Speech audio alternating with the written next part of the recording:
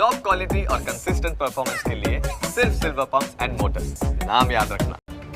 તો આ તરફ દેશભરમાં ગણપતિ મહોત્સવની ઉલ્લાસપૂર્વક ઉજવણી કરવામાં આવી રહી છે અને ત્યારે રાજકોટની અંદર પણ ગણપતિ મહોત્સવમાં વિવિધ પંડાલોમાં ગણપતિજીની પૂજા અર્ચના કરવામાં આવી રહી છે।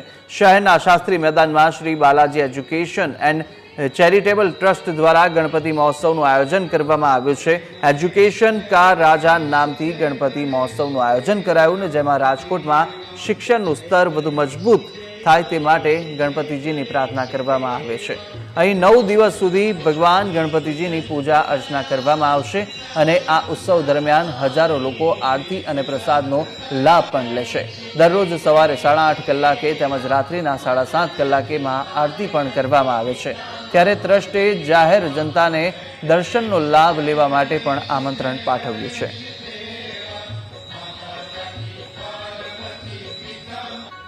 એજ્યુકેશન કા રાજા એટલા માટે કે ભાઈ અમારું જે ટ્રસ્ટ છે એ શિક્ષણને લઈને કાર્ય કરી રહ્યું છે, તો એને અનુલક્ષીને અમે નામ રાખેલું છે એજ્યુકેશન કા રાજા।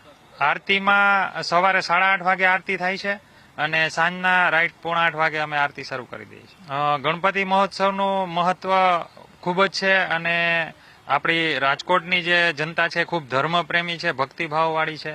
તો ગણેશ મહોત્સવ જેમ આપણે અહીંયા નવરાત્રી હોય છે એમ જ ગણેશ મહોત્સવનું પણ એક અનેરો ઉત્સાહ હોય છે ભક્તોમાં અને ઘણા બધા ભક્તોએ ગઈકાલે રવિવારે પણ લાભ લીધો છે આરતીનો, આજે પણ ઘણા બધા ભક્તો આવવાના છે। અને આપણે દરરોજ અહીંયા 9 દિવસ પાણીપુરીની સ્પર્ધા, પછી રાસ ગરબાની સ્પર્ધા અને ટૂંકમાં બધી અનેક સ્પર્ધા આપણે દરરોજ કરીએ છીએ। સિક્યોરિટીની ખૂબ જ સરસ વ્યવસ્થા આપણે કરેલ છે અને ફાયર સેફટીનું પણ ખૂબ જ સરસ વ્યવસ્થા એની કરેલ છે।